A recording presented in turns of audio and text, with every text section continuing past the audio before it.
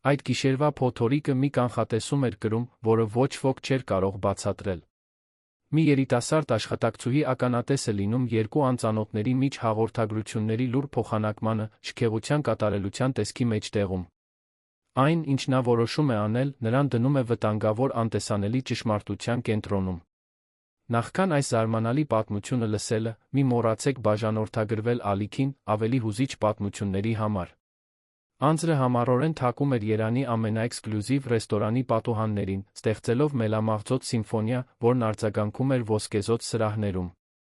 Քիարան ամուր բռնել էր սպիտակ կտավատի անձեռոցիկը իր մատների արանքում, իր 17 տարին ծանրություն էր անում հավերժության պես այդ ուրբաթ երեկոյին։ Նուրբ գործվածքը հակադրվում էր նրա կոշտացած ձեռքերին, շատ վաղուց աշխատանքին նվիրված կյանքի լուռ հետքերը։ Նա գիտեր այդ տեղի յուրաքանչյուր անկյունը, ինչպես իր ձեռքի ափը։ Նա մեծացել էր սեղանների արանքում վազելով, մինչ մայրը Ռոզան մաքրում էր բյուրեղապակիները կազմակերպում ծաղկային կոմպոզիցիաները։ Ռեստորանը նրանց երկուսի համար աշխատավայրից ավելին էր, երկրորդ տուն էր, թեկուզ երբեք չէին կարող նստել որպես հաճախորդներ իրենց մուգ կարմիր թավշյա բազկաթոռներում։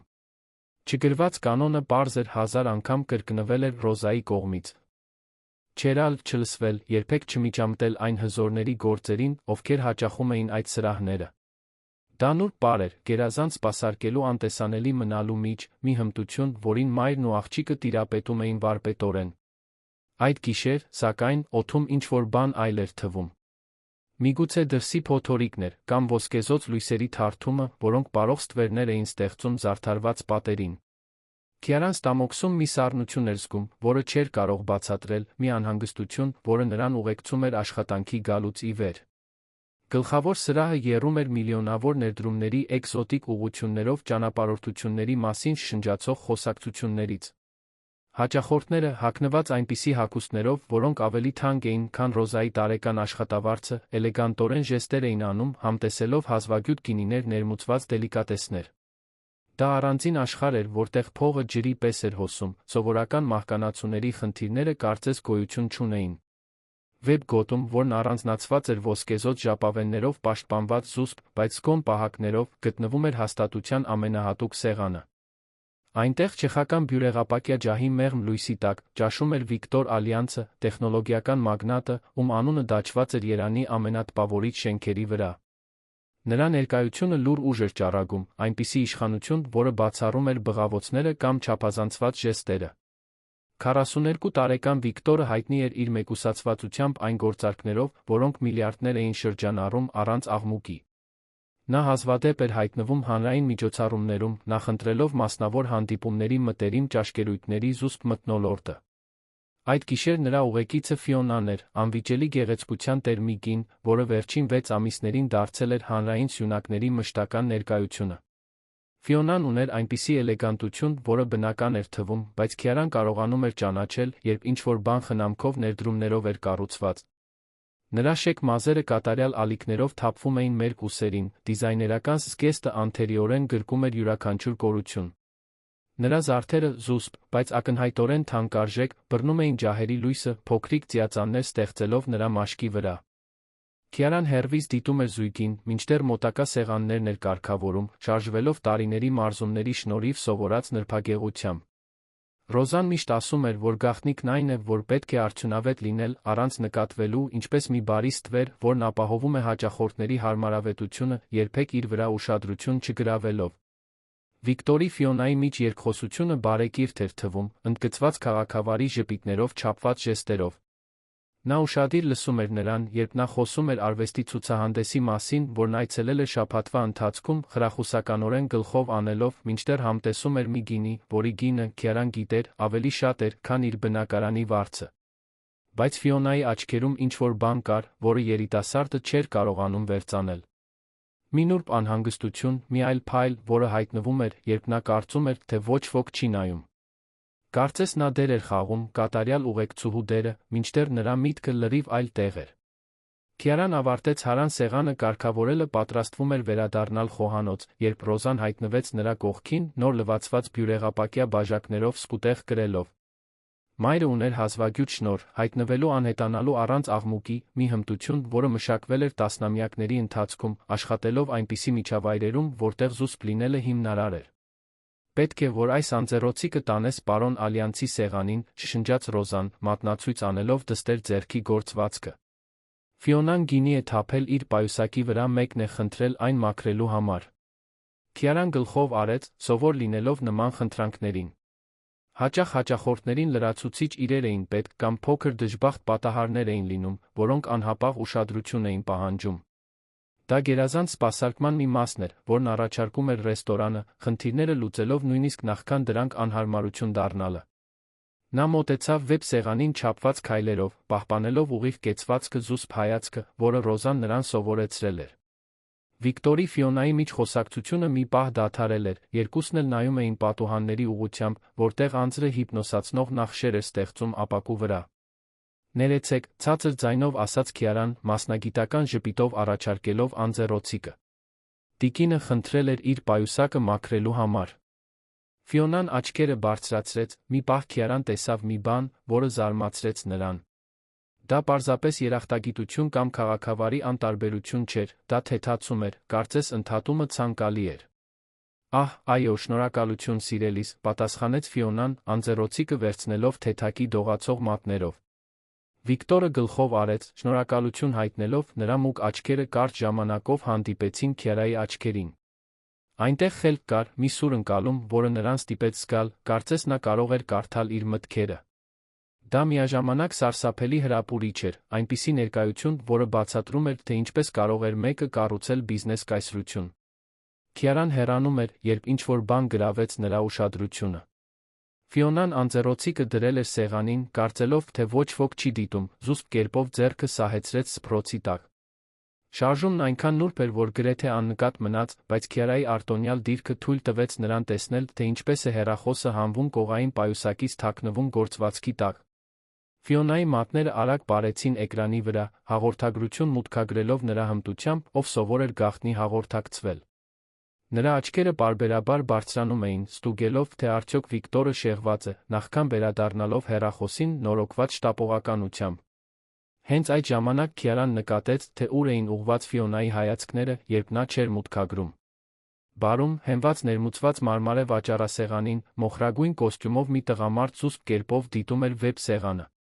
Նա երիտասարդ էր, միգուցե 30 տարեկան, ուշագրավ դիմագծերով ժպիտով, որը հայտնվում էր ամեն անգամ, երբ Ֆիոնայի աչքերը հանդիպում էին նրա աչքերին։ Մարկոն, ինչպես Քիարան ավելի ուշ կիմանար, վերջին ամիսներին դարձել էր բարի մշտական հաճախորդ։ Միշտ նույն խմիչքն էր պատվիրում, միշտ նույն տեղում էր կանգնում, միշտ կարծես ինչ-որ բանի կամ ինչ-որ մեկի էր սպասում։ Խոհանոցի անձնակազմը խոսել էր նրա մասին, ենթադրելով, թե արդյոք նա լրագրող է, որը փորձում է տեղեկություններ ստանալ հայտնի հաճախորդների մասին։ Քիարայի սիրտը արագացավ, երբ հասկացավ, թե ինչի ականատես էր լինում։ Դա հայացքների հաղորդագրությունների խորեոգրաֆիկ պար էր, մի լուր կոդ, որը բացվում էր հենց Վիկտորի քթի տակ։ Կինը, որը ենթադրաբար սիրում էր նրան, գաղտնի հաղորդակցվում էր մեկ այլ տղամարդու հետ, մի քանի մետր հեռավորության վրա, ռոմանտիկ ճաշի մեջտեղում։ Երիտասարդը մի պահ կաթվածահար եղավ, լրացուցիչ անձեռոցիկը, որը դեռ բռնած էր, տոննաներ էր կշռում նրա ձեռքերում։ Նրա միտքը արագ մշակում էր այն, ինչ հայտնաբերել էր։ Արդյոք պետք է ձացներ, թե ոչինչ չի տեսել։ Արդյոք իր պատասխանատվությունն էր միջամտել հաճախորդների անձնական գործերին։ Ռոզան միշտ զգուշացրել էր նրան հարուստների հզորների դրամաներին խառնվելու վտանգների մասին։ Բայց Վիկտորի կեցվածքում ինչ-որ բան կար, որը խորապես հուզեց նրան։ Նա Ֆիոնային վերաբերվում էր անկեղծ հարգանքով, քնքշությամբ, իր պատմությունները լսելով իրական հետաքրքրությամբ, մտահոգվելով նրա բարեկեցության համար այնպես, որ անկեղծ էր թվում։ Նրա մեջ չկար այն ամբարտավանությունը, որը Քիարան ակնկալում էր գտնել այդքան հզոր մեկի մոտ, այլ պարզապես մի բնական քաղաքավարություն, որը խոսում էր բնավորության մասին։ Ֆիոնան, մյուս կողմից, կարծես դեր էր խաղում։ Նրա ժպիտները հաշվարկված էին, նրա բառերը խնամքով ընտրված, նրա ժեստերը փորձված։ Դա համոզիչ կատարում էր նրանց համար, ովքեր շատ ուշադրություն չէին դարձնում, բայց Քիարան մեծացել էր, մարդկանց դիտելով սովորել էր ճանաչել ոչ վերբալ հաղորդակցության նրբությունները։ Հեռախոսի հաղորդագրությունն ուղարկվեց, Քիարան տեսավ, թե ինչպես Մարկոն զուսպ կերպով ստուգեց իր հեռախոսը, նախքան վեբ սեղանի ուղղությամբ ժպտալը։ Ֆիոնան արագ թաքցրեց սարքը, նորից ուշադրություն դարձրեց Վիկտորին, ով պատմում էր ինչ-որ բան գործնական ուղղորության մասին, որը պետք է կատարեր հաջորդ շաբաթ։ Կարոտելու ես ինձ, հարցրեց նա ժպիտով, որը բացահայտում էր խոցելիություն գործարար վստահության հետում։ Իհարկե, այո, պատասխանեց Ֆիոնան, ձեռքը դնելով նրա ձեռքին մի ժեստով, որը քնքուշ գտվար ցանկացած պատահական դիտորդի։ Անհամբեր սպասում եմ քո վերադարձին։ Բայց Քիարան տեսել էր ճշմարտությունը, այդ սուտը արձագանքում էր նրա մտքում, ինչպես աներդաշնակ զանգ։ Նա անշարժ մնաց մի քանի վայրկյան, ներքին պայքար մղելով ինքնապահպանման բնազդի Ռոզայի ժառանգած ավելի խորը բանի միջ, անարդարության ականատեսը լինելու անհնարինությունը, առանց գործելու։ Ռոզան միշտ պատմում էր պատմություններ այն իրավիճակների մասին, երբ նա ճիշտ բան էր արել, նույնիսկ երբ դա նրա համար խնդիրներ էր նշանակում։ Ամբողջականությունը անգին է, սովոր էր ասել նա, երբ այն կորցնում ես, դժվարությամբ ես կարողանում վերականգնել։ Դրանք դժվար փորձառությունների միջոցով սովորած դասեր էին, անտեսանելի սպիներ, որոնք ձավորել էին մի կնոջ բնավորությունը, ով միայնակ էր մեծացրել իր դստերը, երբեք չկորցնելով արժանապատվությունը։ Քիարան խորը շունչ քաշեց, մի որոշում կայացրեց, որը հավերժ կփոխեր իր կյանքը։ Քիարան վերադարձավ խոհանոց, քայլերով, որոնք ավտոմատ էին թվում, բայց նրա միտքը եռում էր հակասական մտքերից։ Այն տեղի տակ աղմկոտ մթնոլորտը, որտեղ պատրաստվում էին ուտեստները, կտրուկ հակադրվում էր սրահի լուր էլեգանտությանը, ստեղծելով ժամանակավոր ապաստան, որտեղ նա կարող էր մշակել այն, ինչ տեսել էր։ Խոհարարները կատարյալ համաժամանակության մեջ էին աշխատում, նրանց դանակները ռիթմիկ շարժումներով կտրատում էին բանջարեղենը, մինչդեռ կաթսաները սուլում էին բարձր կրակի վրա։ Նուրբ խոտաբույսերի թանկարժեք համեմունքների բույրը կախված էր օդում, խառնվելով գրիլներից բարձրացող գոլորշու հետ, որտեղ ազնիվ մսեր էին կատարելապես տապակվում։ Դա խոհարարական բալետ էր, որը տեղի էր ունենում ամեն գիշեր, պարզ բաղադրիչները վերածելով գաստրոնոմիական արվեստի գործերի։ Ռոզան հայտնվեց դստեր կողքին, դատարկ սկուտեղ կրելով, որը հենց նոր էր հավաքել սեղաններից մեկից։ Նրա շարժումներն արդյունավետ էին, նրբագեղ, տարիների պրակտիկայի արդյունք, որը յուրաքանչյուր ժեստ դարձրել էր նրա անհատականության բնական շարունակությունը։ Նա անմիջապես նկատեց Քիարայի դեմքի անհանգիստ արտահայտությունը։ Ինչ-որ խնդիր կա, սիրելիս, ցածր ձայնով հարցրեց Ռոզան, օգտվելով խոհանոցի հարաբերական լռության մի պահից։ Նրա ձեռքերը շարունակում էին աշխատել, ճշգրտությամբ դասավորելով սպասքը սկուտեղի վրա, ինչպես մեկը, ով դա անում էր տասնամյակներ շարունակ, բայց նրա աչքերը մնացին դստեր վրա։ Քիարան վարանեց, խնամքով ընտրելով բառերը։ Ինչպես կարող էր բացատրել այն, ինչ տեսել էր, առանց բամբասողի պես հնչելու։ Ինչպես կարող էր արտահայտել այն զգացումը, որ ինչ-որ շատ լուրջ բան էր կատարվում հենց իրենց քթի տակ։ Տիկին Ֆիոնան։ Նա տարօրինակ բան էր անում, վերջապես ասաց, ձայնը ցածր պահելով, որպեսզի մյուս աշխատակիցները չլսեին։ Ռոզան հոնքերը կնճռեց, ազդանշան տալով, որ շարունակի։ Նա սովորել էր վստահել դստեր բնազդներին տարիների ընթացքում, ճանաչելով, որ Քիարան ուներ սուր ընկալում մանրամասների նկատմամբ, որոնք հաճախ աննկատ էին մնում մյուսների կողմից։ Նա գաղտնի հաղորդագրություններ էր ուղարկում ճաշի ժամանակ, բացատրեց Քիարան, դեռ մշակելով այն, ինչ հայտնաբերել էր։ Այն մարդուն, ով միշտ բարում է լինում, մոխրագույն կոստյումով։ Նրանք հաղորդակցվում էին հայացքների գաղտնի հաղորդագրությունների միջոցով, մինչ պարոն Ալյանցը խոսում էր նրա հետ։ Ռոզայի դեմքը թեթակի կոշտացավ։ Նա բավականաչափ երկար էր աշխատել շքեղ հաստատություններում, իմանալու համար, որ հարուստ հաճախորդների միջ հարաբերությունները հաճախ ավելի բարդ էին, քան թվում էր մակերեսին։ Քաղաքականությունը, բիզնեսը, սերը խառնվում էին այնպես, որ իրենց պես պարզ մարդիկ հազվադեպ էին լիովին հասկանում։ Քիարա, հաստատակամորեն ասաց Ռոզան, ձեռքերը դնելով դստեր ուսերին, դու պետք է հասկանաս, որ այդ մարդիկ ապրում են մերից տարբեր աշխարհում։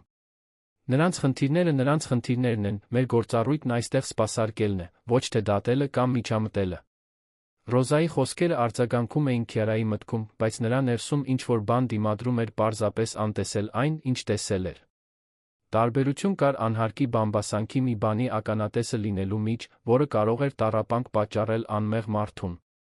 Վիկտոր Ալյանցը իր ամբողջ հարստությամբ ուժով, անկեղծորեն սիրահարված էր թվում Ֆիոնային, նրան խաբելու գաղափարը մի հանգույց էր ստեղծում երիտասարդի ստամոքսում։ Բայց, մայրիկ, շշնջաց Քիարան, իսկ եթե դու լինեիր դավաճանված։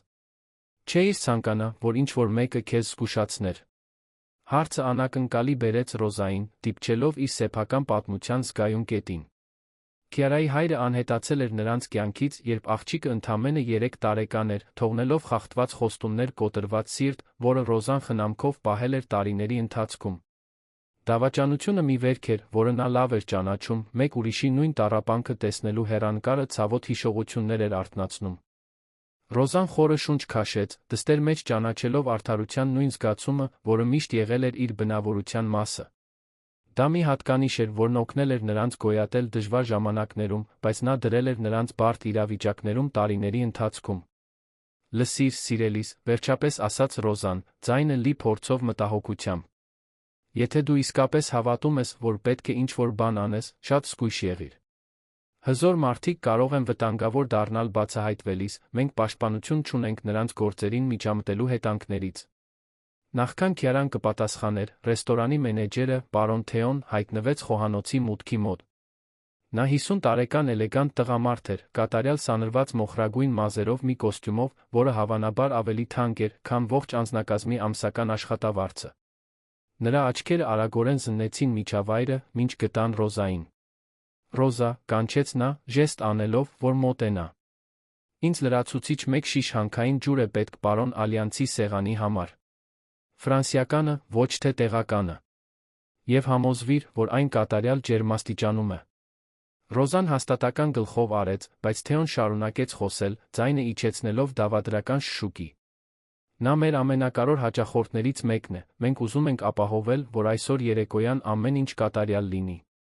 Լուրեր կան, որ նա դիտարկում է նմանատիպ ռեստորանների ցանցում ներդրում կատարելու հնարավորությունը, մեր տպավորությունը կարող է ազդել միլիոնավոր որոշումների վրա։ Տեղեկությունը Քիարային ավելի լավ հասկացրեց այն ամենի մեծությունը, ինչ տեսել էր։ Վիկտոր Ալյանցը պարզապես հարուստ հաճախորդ չէր, նա մեկն էր, ում որոշումները կարող էին ազդել հարյուրավոր աշխատատեղերի միլիոնավոր ներդրումների վրա։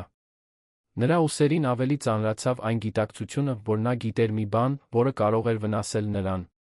Թեոն հեռացավ, վերահսկելու սպասարկման այլ ասպեկտները, մորն ու դստերը նորից մենակ թողնելով։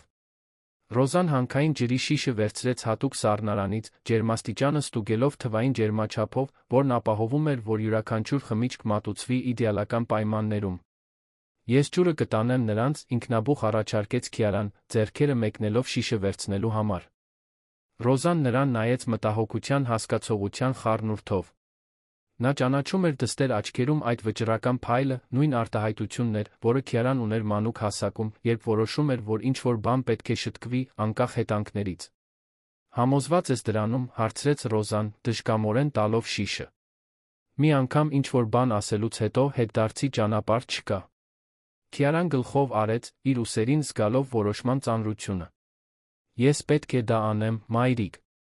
Չեմ կարող պարզապես ծածնել, թե ոչինչ չեմ տեսել։ Ռոզան նրան երկար դիտեց, նրա մեջ տեսնելով իր սեփական արտացոլումները նույն տարիքում, երբ աշխարհն ավելի պարզ էր թվում, ճիշտի ու սխալի միջ ընտրությունները ավելի հստակ։ Այդ դեպքում զգույշ արա, վերջապես ասաց։ Եվ հիշիր, որ որոշ ճշմարտություններ շատ բարձր գին ունեն։ Քիարան շիշը բյուրեղապակյա բաժակը վերցրեց դարակից, ամեն ինչ դասավորելով փոքր սկուտեղի վրա այն ճշգրտությամբ, որը Ռոզան նրան սովորեցրել էր։ Յուրաքանչյուր մանրուք պետք է կատարյալ լիներ, բաժակի դիրքից մինչ անձեռոցիկի ծալքը, որն ուղեկցում էր սպասարկումը։ Նա վերադարձավ գլխավոր սրահ, սիրտը արագ բաբախելով, բայց պահպանելով այն մասնագիտական կեցվածքը, որը տարիների ընթացքում դարձել էր իր երկրորդ բնույթը։ Միջավայրն այժմ ավելի մարդաշատ էր, ավելի շատ սեղաններ զբաղված էին աշխույժ խոսակցություններ էին արձագանքում զարդարված պատերից։ Վիկտորի Ֆիոնայի սեղանը մնում էր վեպ գոտում, ընդհանուր շարժումից մեկուսացված ոսկեզօծ ժապավեններով, որոնք ստեղծում էին գաղտնիության պղպջակ։ Քիարան զուսպ կերպով դիտում էր տեսարանը, մինչ մոտենում էր, Վիկտորը ինչ-որ բան էր բացատրում գործարար նախագծի մասին, թեթակի ձեռքերով ժեստեր անելով, մինչ Ֆիոնան նրան լսում էր այն, ինչ թվում էր անկեղծ ուշադրություն։ Բայց Քիարան այժմ գիտեր, թե ինչպես փնտրել ճիշտ նշանները։ Ֆիոնայի աչքերը պարբերաբար շեղվում էին դեպի բարը, որտեղ Մարկոն շարունակում էր մնալ իր ռազմավարական դիրքում։ Նրա հեռախոսը թաքնված էր զգեստի ծալքերի մեջ, երբեմն նրա ձեռքերը զուսպ կերպով շարժվում էին, հավանաբար մուտքագրելով ստացված հաղորդագրությունների պատասխանները։ Դա համոզիչ կատարում էր, բայց Քիարան տեսել էր ճշմարտությունը դիմակի հետում։ Հարցն այժմ այն էր, թե արդյոք նա բավականաչափ քաջություն կունենար գործել իր իմացածի հիման վրա։ Նա մոտեցավ սեղանին չափված քայլերով, զգալով, կարծես յուրաքանչյուր շարժում դիտվում էր անտեսանելի աչքերով։ Պահի պատասխանատվությունը ծանր վերմակի պես էր նրա վրա, բայց նա կար մի տարօրինակ պարզության զգացում, կարծես վերջապես գիտեր, թե որն էր իր դերը այդ պատմության մեջ։ Ներեցեք, քաղաքավարի ասաց Քիարան, սկուտեղը դնելով մոտակա օժանդակ սեղանին։ Ես թարմ հանքային ջուր բերեցի, ինչպես խնդրել եք։ Վիկտորը աչքերը բարձրացրեց ժպտաց, մի ժեստ, որն անկեղծորեն ջերմ էր թվում, չնայած նրանց միջ սոցիալական տարբերությանը։ Շնորհակալություն, դուք շատ ուշադիր եք։ Քիարան սկսեց ջուր լցնել բաժակների մեջ, նրա շարժումները ճշգրիտ էին, բայց ձեռքերը թեթակի դողում էին։ Հիմա կամ երբեք։ Հնարավորությունն այնտեղ էր, նա գիտեր, որ միգուցե այլ շանս չունենա Վիկտորի հետ խոսելու, առանց ուրիշների ներկայության։ Ֆիոնան նորից շեղված էր, նրա աչքերը հառած էին բարի Մարկոյին։ Հեռախոսը զուսպ կերպով թրթռաց նրա թաքնված ձեռքերում, նա ակամայից ժպտաց, նախքան գիտակցելը, թե որտեղ է գտնվում վերականգնել արտահայտությունը։ Հենց այդ պահին Քիարան կայացրեց այն որոշումը, որը կփոխեր ամեն ինչ։ Թեթակի թեքվելով դեպի Վիկտորը, նա շշնջաց ցածր ձայնով, բայց բավականաչափ պարզ, որպեսզի նա լսեր։ Պարոն, ես պետք է ձեզ կարևոր բան ասեմ։ Տիկինը հաղորդագրություններ է փոխանակում բարի տղամարդու հետ։ Օդը կարծես ավելի խիտ դարձավ սեղանի շուրջ։ Վիկտորը սառեց, բաժակը կիսաճանապարհին շուրթերին, նրա մուգ աչքերը հառվեցին Քիարայի դեմքին այնպիսի ինտենսիվությամբ, որը նրան ստիպեց զգալ, կարծես նա կարող էր տեսնել իր հոգու միջով։ Ֆիոնան, ով մասամբ լսել էր արտահայտությունը, արագ շրջվեց, ցնցման արտահայտությամբ, որն արագորեն վերածվեց կատաղության։ Ճշմարտության պահը եկել էր, հետդարձ չկար։ Հաջորդած լռությունը խլացուցիչ էր։ Վիկտորն անշարժ մնաց, հանքային ջրի բաժակը դեռ օդում էր, սեղանի շուրթերի մեջ, մինչ նա մշակում էր հենց նոր լսած բառերը։ Նրա աչքերը սովորաբար հանգիստ վերահսկվող, բացահայտեցին հույզերի փոթորիկ, որն անցավ կայծակի պես, զարմանք, շփոթություն, իսկ հետո դանդաղ ցավոտ հասկացողություն։ Ֆիոնան արձագանքեց, կարծես ապտակ ստացած լիներ։ Նրա դեմքը, նախկինում հանգիստ խնամքով կազմված, աղավաղվեց կատաղության արտահայտությամբ, որը նա չկարողացավ թաքցնել։ Ձեռքերը, որոնք զուսպ կերպով բռնած էին հեռախոսը, տեսանելիորեն դողացին, նախքան նա արագորեն սարքը թաքցրեց պայուսակի մեջ, կարծես դա կարող էր չեղյալ համարել այն, ինչ արդեն բացահայտվել էր։ Ինչպես ես համարձակվում, շշնջաց Ֆիոնան, ձայնը ցածր, բայց թույնով լի։ Նա թեթակի բարձրացավ աթոռից, նրա աչքերը հառած էին Քիարային այնպիսի ինտենսիվությամբ, որը ցանկացած մարդու ստիպեր հետ քաշվել։ Ո՞վ ես դու, որ իմ մասին ստեր հորինես։ Քիարան զգաց, որ իր ոտքերը թուլանում են, բայց ամուր մնաց։ Նա հատել էր մի սահման, որից հետ չէր կարող վերադառնալ, այժմ պետք է դիմակայեր իր որոշման հետանքներին։ Ես չեմ ստում, պատասխանեց նա, զարմանալով իր սեփական ձայնի հաստատակամությունից։ Ես ամեն ինչ տեսա։ Հաղորդագրությունները, բարի տղամարդու նկատմամբ հայացքները։ Վիկտորը վերջապես իջեցրեց բաժակը, այն դնելով սեղանին մի չոր ձայնով, որը կարծես արձագանքեց սրահում։ Նրա աչքերը դանդաղորեն շարժվեցին Քիարայից դեպի Ֆիոնան, ուսումնասիրելով այն կնոջ դեմքը, ով իր վերջին 6 ամիսներն էր կիսել նրա հետ։ Ինչ էլ որ փնտրում էր այնտեղ, կարծես գտել էր։ Ֆիոնա, հանգիստ ասաց նա, ձայնը լի լուռ իշխանությամբ, որը սեղանի շուրջ օդը ավելի ծանր դարձրեց։ Ճիշտ է։ Պարզ հարցը նետի պես դիպավ Ֆիոնային։ Մի պահ նա կարծես մտածեց ամեն ինչ շղթել, բացատրություն հորինել, հարձակվել Քիարայի վստահելիության վրա։ Բայց Վիկտորի հայացքում ինչ-որ բան կար, որը նրան ստիպեց հասկանալ, որ նա արդեն գիտեր պատասխանը։ Միգուցե միշտ գիտեր, ինչ-որ ենթագիտակցական մակարդակում, որը նա ընտրել էր անտեսել։ Վիկտոր, ես կարող եմ բացատրել, սկսեց Ֆիոնան, բայց նրա խոսքերը դատարկ էին թվում նույնիսկ իրեն։ Ինչպես կբացատրեր ամիսներ շարունակ գաղտնի հաղորդագրությունները, գաղտնի հանդիպումները խնամքով կառուցված ստերը։ Պետք չէ, ընդհատեց Վիկտորը, ձայնը դեռ հանգիստ, բայց լի վերջնականությամբ, որը Քիարային բնազդաբար հետ քաշեց։ Պատասխանն արդեն քո դեմքին է։ Ֆիոնան հուսահատորեն շուրջը նայեց, կարծես փախուստի ճանապարհ կամ մեկին էր փնտրում, ով կարող էր փրկել նրան այդ իրավիճակից։ Նրա աչքերը հանդիպեցին բարի Մարկոյի աչքերին, մի պահ Քիարան տեսավ մաքուր խուճապ նրանց մեջ։ Մարկոն, հասկանալով, որ ինչ-որ բան այն չէ, սկսեց զուսպ կերպով հեռանալ իր դիրքից, ակնհայտորեն փորձելով խուսափել զարգացող դրամայի հետ կապվելուց։ «Դու չես հասկանում», ասաց Ֆիոնան, նրա կոմպոզիցիան վերջապես ամբողջությամբ փշրվեց։ «Սա քո մասին չէ, Վիկտոր։ Երբեք չի եղել։ Ես երբեք չեմ ցանկացել, որ ամեն ինչ հասնի այս կետին, բայց ինչ, Ֆիոնա», հարցրեց Վիկտորը, դանդաղ բարձրանալով աթոռից։ Նրա հպարտ հասակը, զուգորդված այն ուժի աուրայի հետ, որը նա ճառագում էր, ստիպեց, որ ողջ վեբ գոտին ավելի փոքր թվա։ «Բայց դու որոշեցիր, որ ընդունելի է ինձ խաբել։ Որ ես հիմնական ազնվության արժանի չէի»։ Նրա խոսքերը կտրեցին օդը սուր շեղբերի պես։ Քիարան անշարժ մնաց սեղանի կողքին, միաժամանակ զգալով իրեն ներխուժող էական մաս այդ ճշմարտության պահին։ Նրա մի մասը ցանկանում էր փախչել, անհետանալ նախքան իրավիճակը լիովին կպայթեր, բայց նրա ոտքերը կարծես կպած էին հատակին։ Ֆիոնան փորձեց վերջին քայլը, ձեռքը մեկնելով դեպի Վիկտորը, աղաչանքի ժեստով։ «Խնդրում եմ, կարող ենք այդ մասին առանձին խոսել։ Ոչ այստեղ, ոչ այսպես»։ Բայց Վիկտորն արդեն կայացրել էր իր որոշումը։ Նա դրամապանակից մի քանի թղթադրամ հանեց, մի գումար, որը հավանաբար ծածկում էր ոչ միայն երեկոյի հաշիվը, այլ առատաձեռն թեյավճար ռեստորանի ողջ անձնակազմի համար։ Նա գումարը դրեց սեղանին վերահսկվող ճշգրիտ շարժումներով։ «Մենք գնում ենք», պարզապես հայտարարեց նա, բայց նրա խոսքերում մի ծանրություն կար, որը ստիպեց նույնիսկ մոտակա սեղանների խոսակցություններին նվազել։ Առանձին։ Ֆիոնան այդ ժամանակ հասկացավ, որ ամեն ինչ կորցրել է։ 6 ամիս հարաբերություններ, շքեղության արտոնությունների աշխարհ մուտք, միգուցե ավելի կարևոր մի մարդու վստահությունը, ով անկեղծորեն լավ էր եղել նրա հանդեպ։ Նրա փորձերը երկու հարաբերություններն էլ գաղտնի պահելու, փլուզվել էին մի քանի րոպեի ընթացքում, շնորհիվ 17-ամյա մի աղջկա խոսքերի, ում նա նույնիսկ լավ չէր ճանաչում։ «Դու ամեն ինչ փչացրիր», բղավեց նա Քիարայի վրա, թողնելով զուսպ լինելու ցանկացած ձացում։ «Դու ոչինչ չգիտես մեր կյանքի, մեր իրավիճակների մասին։ Ինչպես ես համարձակվում կործանել մի բան, որը չես հասկանում»։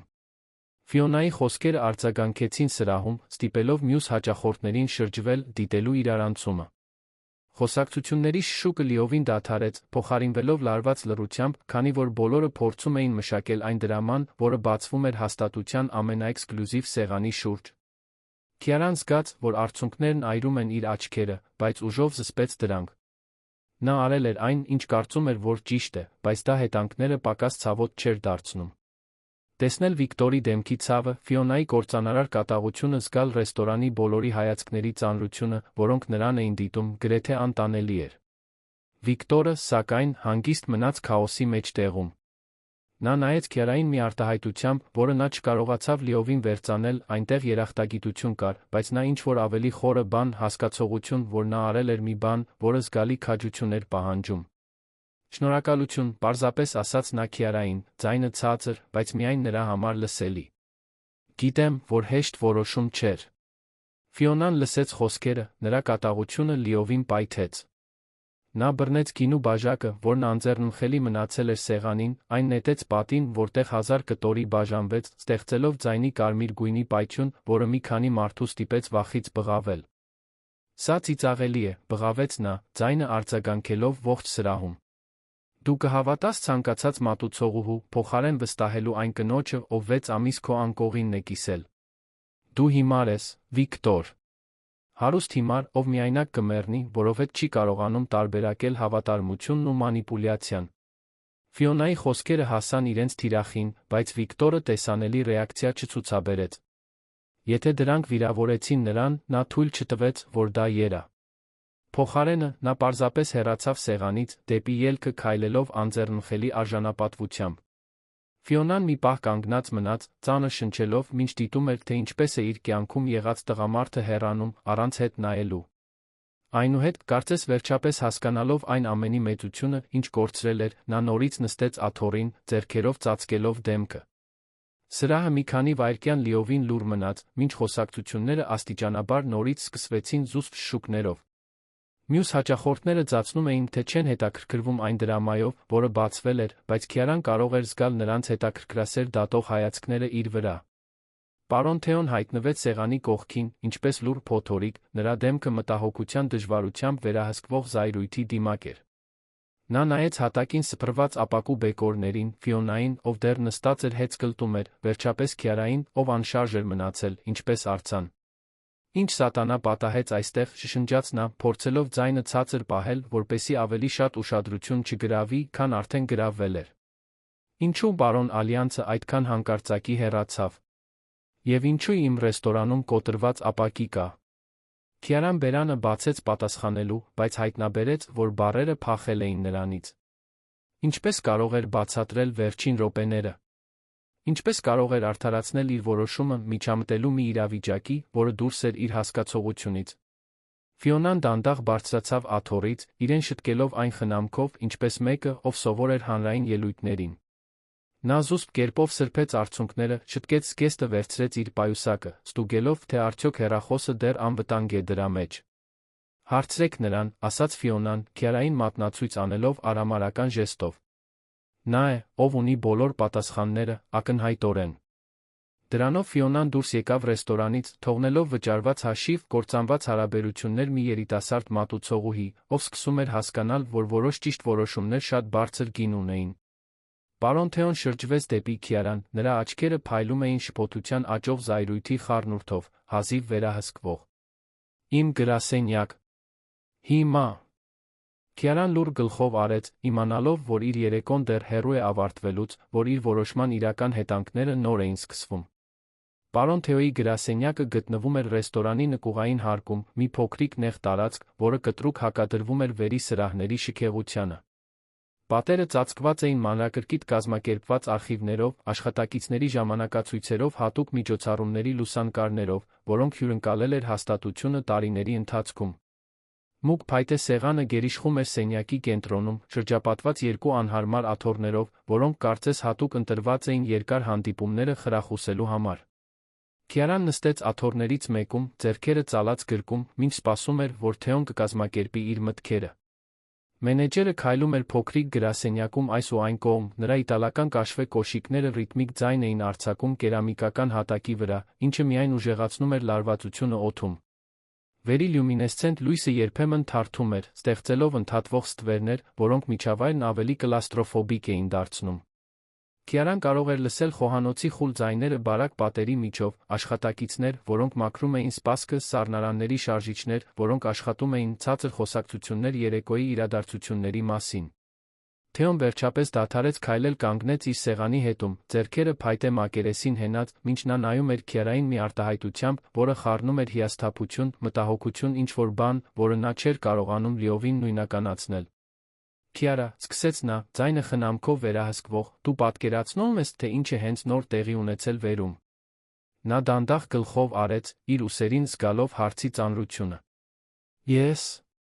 Ես ասացի պարոն Ալյանցին, որ նրա ուղեկիցը գաղտնի հաղորդակցվում էր մեկ այլ տղամարդու հետ։ Ճիշտ է, ասաց Թեոն, ծանր նստելով իր գործադիր աթոռին։ Դու միջամտեցիր մեր ամենակարևոր հաճախորդի անձնական գործերին։ Կործանեցիր հարաբերություններ։ Մի տեսարան առաջացրիր, որին ականատես եղավ կես ռեստորանը։ Եվ պոտենցիալ կերպով փչացրիր մեր հեղինակությունը մի մարդու մոտ, ով կարող էր մեզ մեր կյանքի բիզնեսը տալ։ Թեոյի խոսքերը Քիարային հարվածեցին ֆիզիկական հարվածների պես։ Նա գործել էր իմպուլսիվորեն, շարժված արդարության զգացումով, որն այժմ միամիտ սխալ ուղղորդված էր թվում։ Իր որոշման հետանքները շատ ավելի հեռու էին տարածվում, քան նա պատկերացրել էր, ազդելով ոչ միայն Վիկտորի Ֆիոնայի, այլ ռեստորանի, բոլոր աշխատակիցների աշխատատեղերի, հատկապես իր մոր դիրքի վրա։ Պարոն Թեո, ասաց նա դողացող ձայնով, ես չէի ուզում խնդիրներ առաջացնել։ Պարզապես սխալ էր թվում թույլ տալ, որ նրան այդպես խաբեն։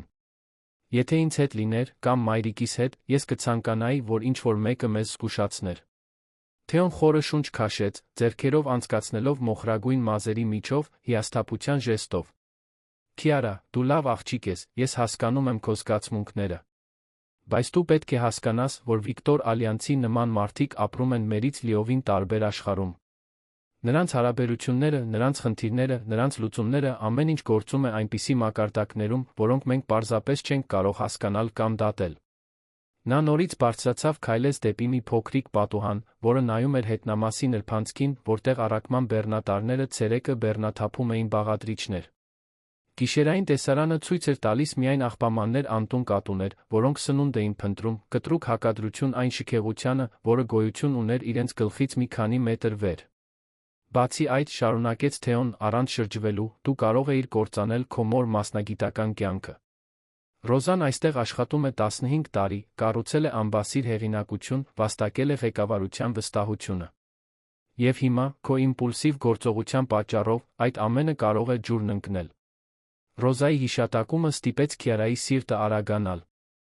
Նա լիովին չէր դիտարկել, թե ինչպես իր որոշումը կարող էր ազդել մոր կարիերայի վրա։ Ռոզան այդքան շատ էր զոհաբերել, որպեսզի ապահովեր, որ իրենք կարողանային արժանապատվորեն գոյատել, աշխատելով կրկնակի հերթափոխերով, ընդունելով լրացուցիչ առաջադրանքներ, միշտ պահպանելով ամբասիր մասնագիտական չափանիշ։ Այն գաղափարը, որ իր սեփական գործողությունները կարող էին կործանել այն ամենը, ինչ Ռոզան կառուցել էր, գրեթե անտանելի էր։ Ինչ է լինելու մեզ հետ, հարցրեց Քիարան, ձայնը հազիվ շշուկի չափ։ Թեոն շրջվեց, նրան նայելու, մի պահ նրա խիստ արտահայտությունը թեթակի մեղմացավ։ Նա Քիարային ճանաչում էր մանկուց, դիտելով, թե ինչպես է նա մեծանում ռեստորանի միջանցքներում, օգնելով մորը դպրոցական արձակուրդների ժամանակ միշտ քաղաքավարի հարգալից աշխատակիցների հաճախորդների հետ։ Դեռ չգիտեմ, խոստովանեց նա։ Վաղը առավոտյան պետք է խոսեմ սեփականատերերի հետ։ Բացատրեմ իրավիճակը, փորձեմ նվազագույնի հասցնել վնասները։ Բայց Քիարա, դու պետք է պատրաստ լինես այն հնարավորությանը, որ դու Ռոզան այլևս չեք կարողանա այստեղ աշխատել։ Խոսքերը նրա վրա ընկան տապանակարի պես։ Աշխատանքը կորցնելը կնշանակեր ոչ միայն ֆինանսական դժվարություններ, այլ համայնքի կորուստ, երկրորդ ընտանիքի կորուստ, որը այդքան ժամանակ եղել էր իրենց կյանքի մասը։ Ռեստորանը աշխատավայրից ավելին էր, այնտեղ էր, որ նա սովորել էր պատասխանատվության, պրոֆեսիոնալիզմի ազնիվ աշխատանքի արժեքի մասին։ Դուռը թակեցին, ընդհատելով նրա մռայլ մտքերը։ Թեոն հոնքերը կնճռեց, չսպասելով այցելությունների այդ գիշերվա այդ ժամին։ Ներս եկեք, դժկամորեն ասաց նա։ Երկուսի զարմանքին, Ռոզան հայտնվեց մուտքի մոտ, դեմքը մտահոգությունից դրոշմված։ Նա ակնհայտորեն վազել էր ներք, իմանալով, որ Քիարան գրասենյակում է մենեջերի հետ, վախենալով ամենավատ հետանքներից։ Պարոն Թեո, հարգալից ասաց Ռոզան, կարող եմ ձեզ հետ խոսել։ Թեոն գլխով արեց, մատնացույց անելով Քիարայի կողքի դատարկ աթոռը։ Ռոզան նրբագեղորեն նստեց, բայց Քիարան կարող էր տեսնել լարվածությունը նրա մարմնի յուրաքանչյուր գծում։ Նրա ձեռքերը սովորաբար այդքան ամուր հաստատուն, թեթակի դողում էին, մինչ նա դրանք ծալում էր գրկում։ Ես իմացա, թե ինչ է տեղի ունեցել վերում, հանգիստ ասաց Ռոզան։ Մյուս աշխատակիցները խոսում են այդ մասին։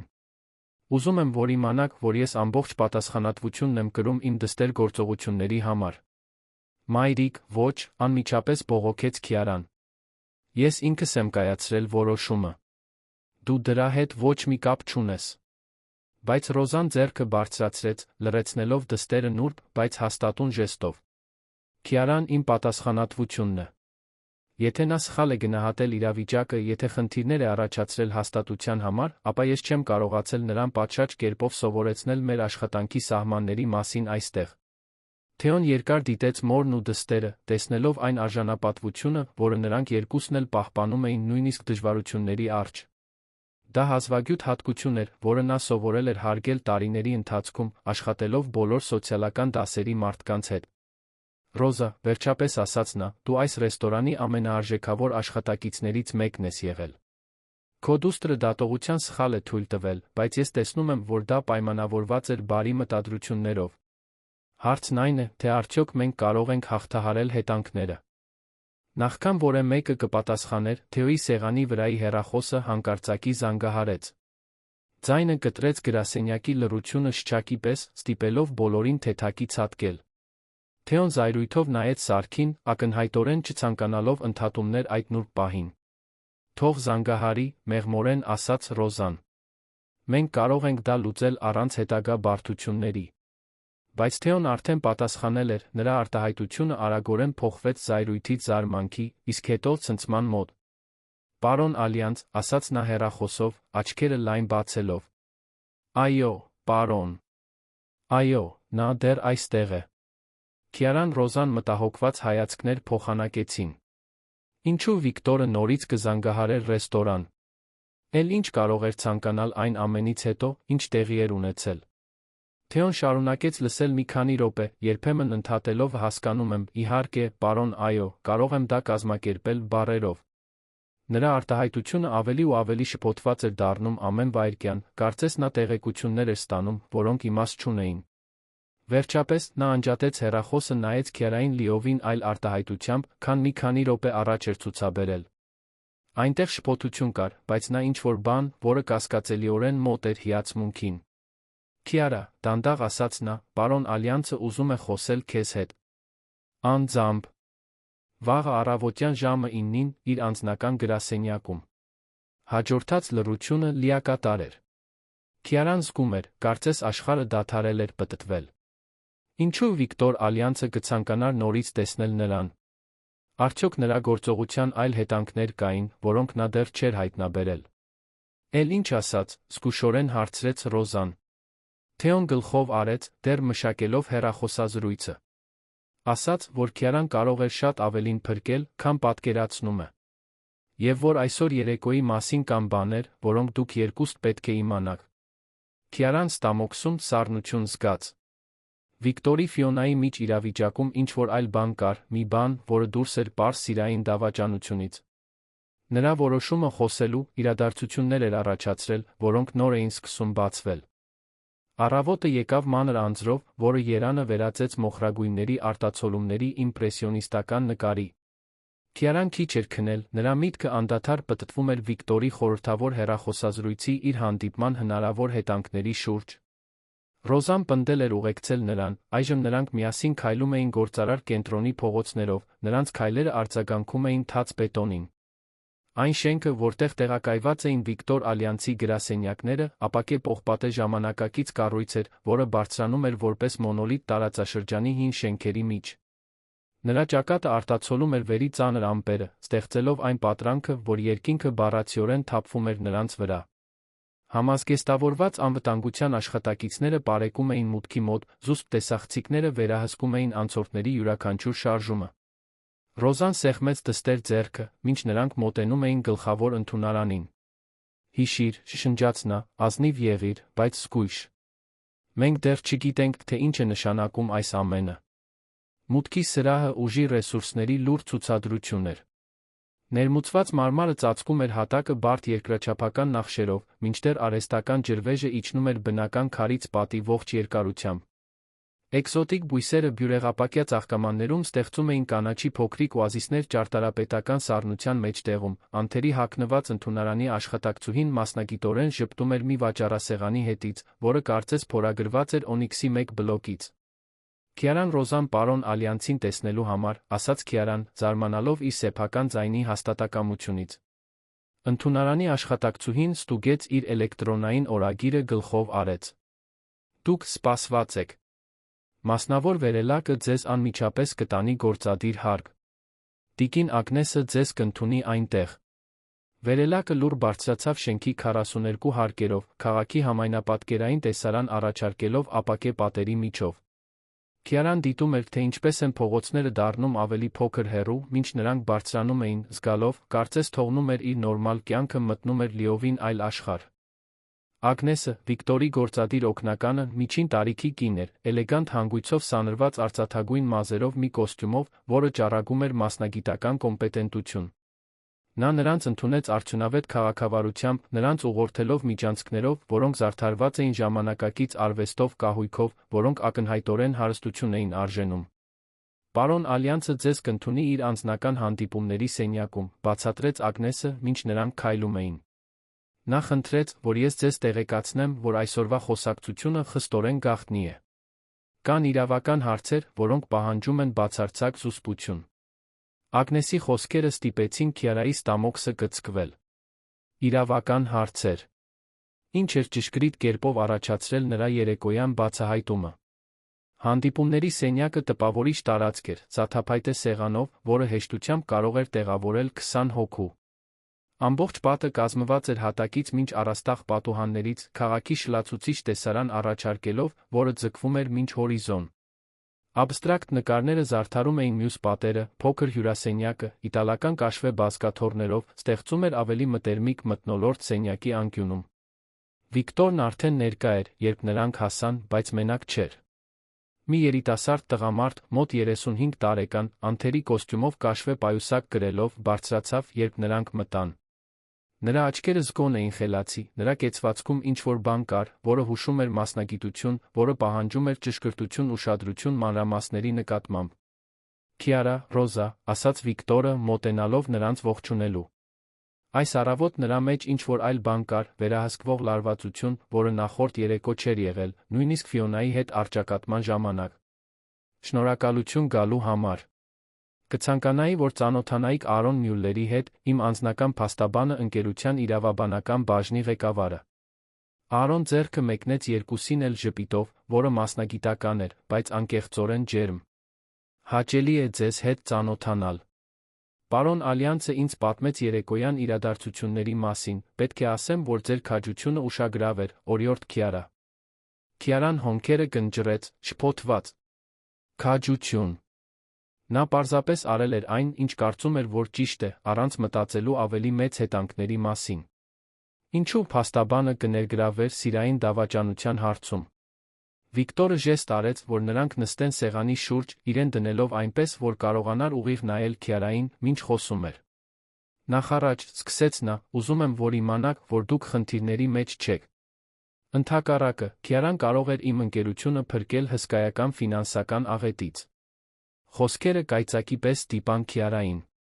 Նա կարծում էր, որ պարզապես բացահայտում էր անհավատարմություն, բայց պատահաբար բացահայտել էր հանցավոր գործողություն։ Ինչպես էր դա հնարավոր։ Արոն բացեց իր պայուսակը, մի քանի փաստաթուղթ հանեց, դրանք կազմակերպված կերպով սփռելով սեղանին։ Երեկվա դեպքից հետո մեր կորպորատիվ անվտանգության թիմը անմիջապես հետաքննություն սկսեց Մարկոյի վերաբերյալ։ Մենք պարզեցինք, որ նա բարի պատահական հաճախորդ չէր, այլ կորպորատիվ խարդախության մասնագետ, ոստիկանության հետ կապերով։ Նա մատնացույց արեց մի շարք լուսանկարներ, որոնք ցույց էին տալիս Մարկոյին տարբեր վայրերում տարբեր արտաքինով։ Նրա իսկական անունը Պիետրո Կարմին է, նա ունի բարձր դասի սոցիալական շրջանակներում ներթափանցելու պատմություն, խոցելի թիրախներ բացահայտելու համար։ Վիկտորը շարունակեց բացատրությունը, ձայնը լի զայրույթի հիացմունքի խառնուրդով։ Ֆիոնային դիմել էր Պիետրոն ամիսներ առաջ։ Նրանք զարգացրել էին հարաբերություններ, որոնք թույլ էին տվել նրան մուտք ունենալ իմ անձնական տվյալներին, գաղտնաբառերին, գաղտնի փաստաթղթերին։ Պլանն էր աստիճանաբար միջոցներ փոխանցել օֆշորային հաշիվներին, այնպես որ գողությունը կբացահայտվեր միայն շաբաթներ կամ ամիսներ անց։ Ռոզան ձեռքը բերանին տարավ, դանդաղ հասկանալով այն ամենի մեծությունը, ինչ բացահայտվում էր։ Այսինքն, երբ Քիարան նրանց տեսավ հաղորդագրություններ փոխանակելիսը։ Նրանք համակարգում էին վերջին փոխանցումը, հաստատեց Արոն։ 28 միլիոն դրամի չափով գումար, որը պետք է տեղափոխվեր հենց այդ գիշեր, օգտագործելով մուտքի կոդեր, որոնք Ֆիոնան ստացել էր։ Եթե չլիներ Քիարայի միջամտությունը, գումարը մշտապես կանհետանար։ Քիարան իրեն սյուրռեալիստական երազի մեջ էր զգում։ Նա բռնել էր գաղտնի ռոմանտիկ հաղորդագրություններ, կամ այդպես էր կարծում, բայց իրականում ընդհատել էր բազմամիլիոնանոց գողություն։ Ինչպես էր 17-ամյա աղջիկը կարողացել պատահաբար քանդել այդքան բարդ գործողություն։ Բայց ինչպես եք այդ ամենը այդքան արագ հայտնաբերել, հարցրեց նա, դեռ փորձելով մշակել տեղեկատվությունը։ Վիկտորը ժպտաց առաջին անգամ, իրենց հասնելուց ի վեր։ Մեր ընկերությունը մեծ ներդրումներ է կատարում կիբերանվտանգության մեջ։ Այն պահին, երբ դուք ինձ զգուշացրիք Ֆիոնայի կասկածելի պահվածքի մասին, ես ակտիվացրի մեր ներքին անվտանգության թիմը։ Նրանք հետեցին նրա բոլոր հաղորդակցություններին վերջին ամիսների ընթացքում, վերլուծեցին նրա ֆինանսական գործարքները, հետաքննեցին նրա կոնտակտները։ Արոն հավելեց. Մենք նա պարզեցինք, որ սա Պիետրոյի առաջին խաբեությունը չէր։ Նա տարբեր հանցակիցներ արդեն զգալի գումարներ էին գողացել առնվազն 3 այլ գործարարներից վերջին 2 տարիների ընթացքում։ Ֆիոնան պարզապես նրա վերջին համախոհն էր։ Իրավիճակի հետանքները սկսեցին հստակորեն ձևավորվել Քիարայի մտքում։ Նա ոչ միայն փրկել էր Վիկտորին անձնական դավաճանությունից, նա փրկել էր նրա ընկերությունը, նրա աշխատակիցներին հնարավոր է կանխել էր, որ ուրիշները դառնան նույն սխեմայի զոհը։ Ինչ պատահեց նրանց հետ, գործնականորեն հարցրեց Ռոզան։ Ֆիոնան ձերբակալվեց այսօր առավոտյան, պատասխանեց Արոն։ Մենք բավարար ապացույցներ գտանք նրա էլեկտրոնային սարքերում բանկային հաշիվներում, ամուր դատապարտում ապահովելու համար։ Պիետրոն անհետացավ երեկվա իրադարձություններից հետո, բայց մենք ունենք մասնավոր քննիչների թիմ, որը ոստիկանության հետ աշխատում է նրան գտնելու համար։ Վիկտորը բարձրացավ քայլեց դեպի պատուհանները, դիտելով ներքի քաղաքը։ Դուք պետք է հասկանաք, որ այս տեսակի խարդախությունը ավելի տարածված է, քան պատկերացնում եք։ Իմ դիրքում գտնվող մարդիկ մշտական թիրախ են բարդ սխեմաների համար։ Խարդախների մեծ մասը հույսը դնում է մեր դժկամության վրա, կասկածելու մեր մոտիկ մարդկանց, հատկապես երբ զգացմունքային ներգրավվածություն կա։ Նա շրջվեց, ուղիղ նայելու Քիարային։ Ձեր քաջությունը խոսելու, նույնիսկ իմանալով, որ դա կարող էր բացասական հետանքներ ունենալ ձեր ընտանիքի համար, փրկեց ոչ միայն փող։ Այն փրկեց ընկերության հեղինակությունը, հազարավոր աշխատակիցների աշխատատեղերը հնարավոր է կանխեց, որ ուրիշները ընկնեն նույն թակարդը։ Քիարան միաժամանակ հպարտ վախեցած էր զգում իրեն։ Նա որոշում էր կայացրել բնազդի արդարության զգացումի հիման վրա, առանց պատկերացնելու իր գործողությունների իրական հետանքները։ Այն ամենի մեծությունը, ինչ նա կանխել էր, գրեթե դժվար էր հասկանալ։ Եվս մի բան կա, ասաց Վիկտորը, վերադառնալով սեղանին նորից նստելով։ Ես ուզում եմ ձեզ երկուսիդ ինչ-որ բան առաջարկել, ի նշան ձեր արածի ճանաչման։ Ռոզան անմիջապես ձեռքը բարձրացրեց, բողոքելով. Պարոն Ալյանց, մենք ոչինչ չենք արել, պարկ սպասելով։ Քիարան պարզապես արել է այն, ինչ կարծում էր, որ ճիշտ է։ Ես դա գիտեմ, պատասխանեց Վիկտորը ժպիտով։ Եվ հենց դրա համար էլ ուզում եմ անել այս առաջարկը։ Վիկտորը վերադարձավ իր տեղը սեղանի մոտ, նրա աչքերը հերթով նայում էին մորն ու դստերը, այնպիսի ինտենսիվությամբ, որը խոսում էր արդեն կայացված որոշումների խնամքով մտածված պլանների մասին։ Արոն մնաց կողքին, կարգի բերելով փաստաթղթեր, որոնք ակնհայտորեն նախապես էին պատրաստված, հուշելով, որ առաջիկա խոսակցությունը պլանավորված էր նախորդ երեկոյից։ Ռոզա, սկսեց Վիկտորը, ուղղակիորեն դիմելով Քիարայի մորը, 15 տարի է, ինչ դուք աշխատում եք ռեստորանում, ճիշտ է։ Կցանկանայի ավելին իմանալ ձեր փորձի հմտությունների մասին։ Ռոզան զարմացած թվաց հարցից, բայց ազնվորեն պատասխանեց. Այո, պարոն։ Ես սկսեցի որպես մաքրման օգնական, երբ Քիարան փոքր էր։ Ժամանակի ընթացքում ինձ բարձրացրին մաքրման թիմի ղեկավարի պաշտոնում, վերջին տարիներին ես օգնել եմ հատուկ միջոցառումների կազմակերպման նոր աշխատակիցների վերապատրաստման հարցում։ Վիկտորը գլխով արեց, կարծես այդ տեղեկությունները հաստատում էին մի բան, որն արդեն կասկածում էր։ Եվ այդ ամբողջ ժամանակ դուք պահպանել եք անբասիր հեղինակություն, երբեք կարգապահական խնդիրներ չեք ունեցել, միշտ գովասանքի եք արժանացել ղեկավարների գործընկերների կողմից։ Միշտ փորձել եմ իմ աշխատանքը լավագույնս անել, համեստորեն պատասխանեց Ռոզան։ Ինձ համար կարող է արժանապատվություն պահպանել ամեն ինչում, ինչ անում եմ, հատկապես որ դուստր ունեմ, ով դիտում է։ Հենց այն ազնվությունը, որը ես փնտրում եմ, ասաց Վիկտորը։ Ռոզա, ես կցանկանայի ձեզ առաջարկել իմ անձնական նստավայրում տնային գործառնությունների կառավարչի պաշտոն։ Աշխատավարձը զգալիորեն ավելի բարձր կլիներ, քան ներկայումս ստանում եք, առողջապահական կրթական ամբողջական արտոնություններով, գույքի տարածքում տուն, ձեր տրամադրության տակ։ Հաջորդած լռությունը լիակատար էր։ Ռոզան նայեց Վիկտորին, կարծես նա օտար լեզվով էր խոսում, չկարողանալով լիովին մշակել այն, ինչ հենց նոր էր լսել։ Քիարան զգաց, որ իր սիրտը արագանում է, հասկանալով, որ իր ընտանիքի կյանքը պատրաստվում էր կտրուկ փոխվել։ Պարոն Ալյանց, զգուշորեն ասաց Ռոզան, դա շատ առատաձեռն է, բայց ես չեմ կարող ընդունել բարեգործություն։ Ես միշտ աշխատել եմ իմ ապրուստը վաստակելու համար, չեմ ուզում, որ դուք մտածեք, թե մենք փորձում ենք օգտվել իրավիճակից։ Վիկտորը ժպտաց, անկեղծորեն ջերմ արտահայտությամբ, որը լիովին փոխեց նրա խիստ դիմագծերը։ Ռոզա, սա բարեգործություն չէ։ Սա ճանաչում է։ Ձեր դուստրը փրկեց իմ ընկերությունը, դուք նրան մեծացրել եք, որպեսզի լինի այն քաջ ազնիվ մարդը, ինչ նա այսօր է։ Բացի այդ, ինձ իսկապես պետք է մեկը, ում կարող եմ վստահել իմ տունը կառավարելու համար։ Ֆիոնայի հետ տեղի ունեցած իրադարձություններից հետո ես հասկացա, որ ինձ պետք են մարդիկ իմ շուրջը, ում հավատարմությունն ու ազնվությունը անվիճելի են։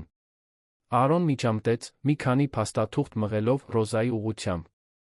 Պայմանագիրն այստեղ է ձեր վերանայման համար։ Կարող եք այն տանել տուն, խորհրդակցել փաստաբանի հետ, եթե ցանկանում եք։ Անմիջական որոշման ճնշում չկա։ Ռոզան վերցրեց փաստաթղթերը թեթակի դողացող ձեռքերով, դեռ մշակելով առաջարկի մեծությունը։ Սեփական տուն, ֆինանսական անվտանգություն, առողջապահական արտոնություններ, այն բաներ, որոնք նա երազում էր ապահովել Քիարայի համար, բայց որոնք միշտ թվում էին իր հասանելիությունից դուրս։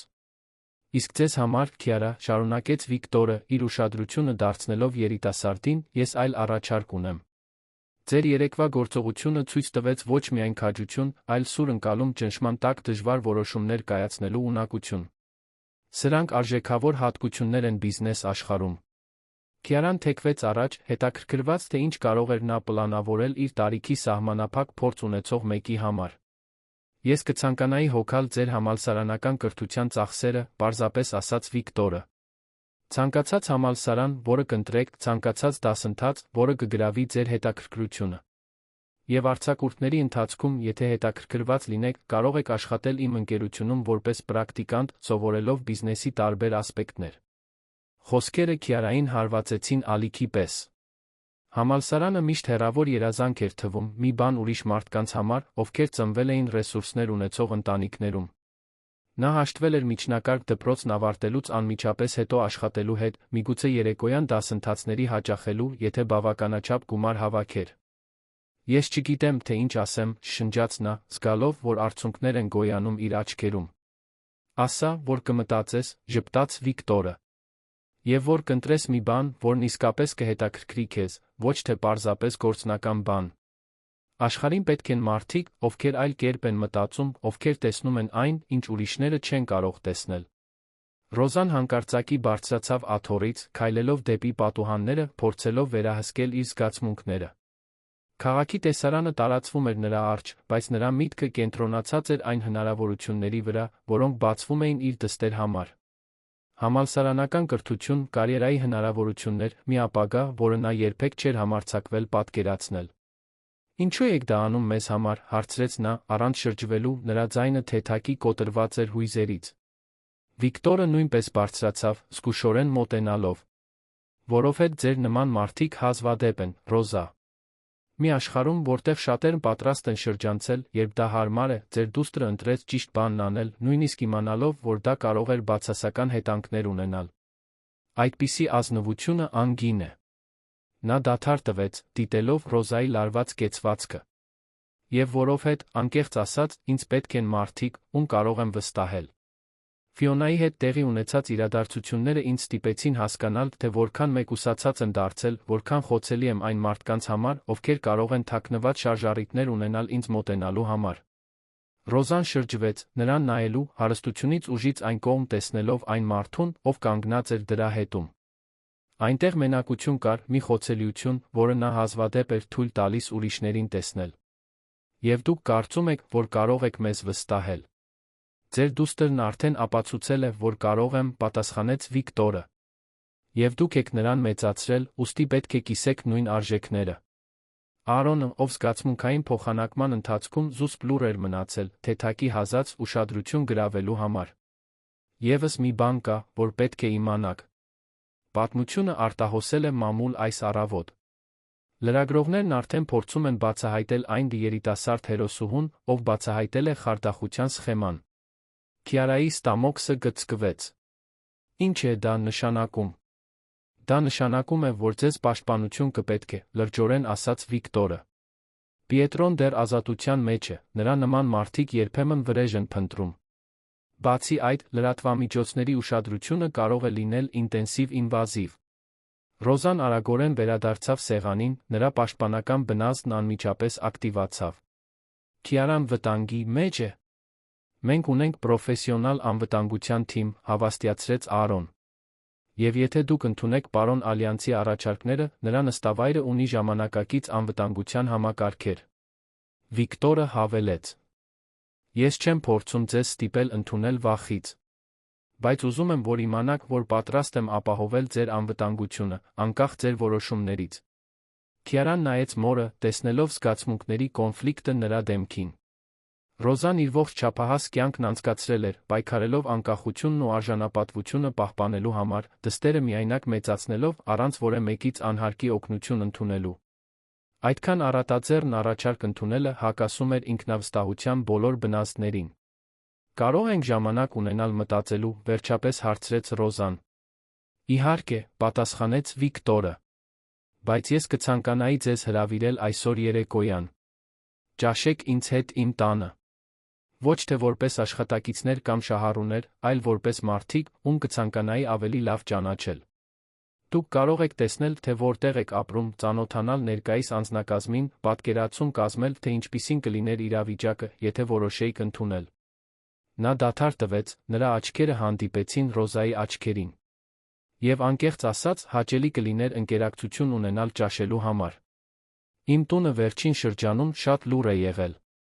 Այս վերջին խոսքերն ասելուց ինչ-որ բան կար, որը խորապես հուզեց Ռոզային։ Բոլոր հարստությունից հաջողությունից այն կողմ, Վիկտոր Ալյանցը պարզապես միայնակ մարդ էր, ով դավաճանվել էր մեկի կողմից, ում վստահում էր։ Դա մի իրավիճակ էր, որը նա ավելի լավ էր հասկանում, քան կցանկանար խոստովանել։ Լավ, մեղմորեն ասաց նա։ Մենք կճաշենք ձեզ հետ։ Վիկտորը ժպտաց, անկեղծ հաճույքի արտահայտությամբ, որը լուսավորեց նրա ողջ դեմքը։ Հրաշալի է։ Ես մեքենա կուղարկեմ ձեզ վերցնելու ժամը 7-ին։ Եվ, Ռոզա,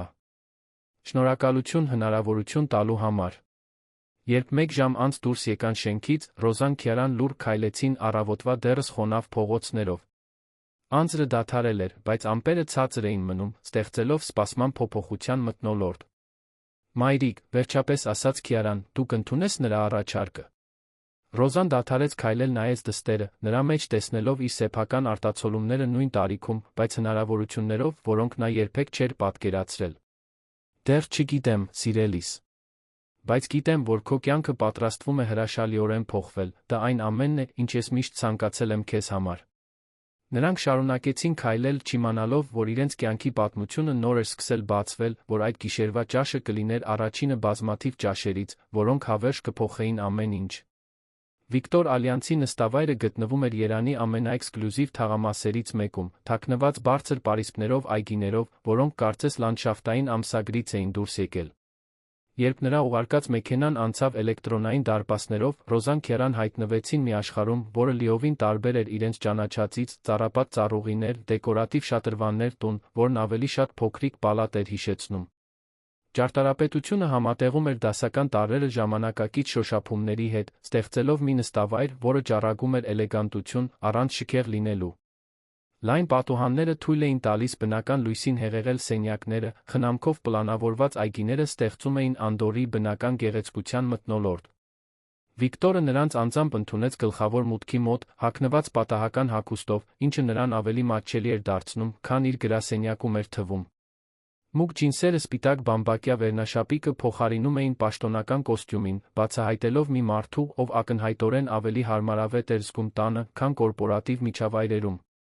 Բարի գալուստ իմ ապաստան, ասաց նա անկեղծ ժպիտով, նրանց ուղղորդելով միջանցքներով, որոնք զարդարված էին ժամանակակից արվեստով, կահույքով, որոնք համատեղում էին հարմարավետությունը նրբագեղության հետ։ Հուսով եմ, որ ձեզ հարմարավետ կզգաք այստեղ։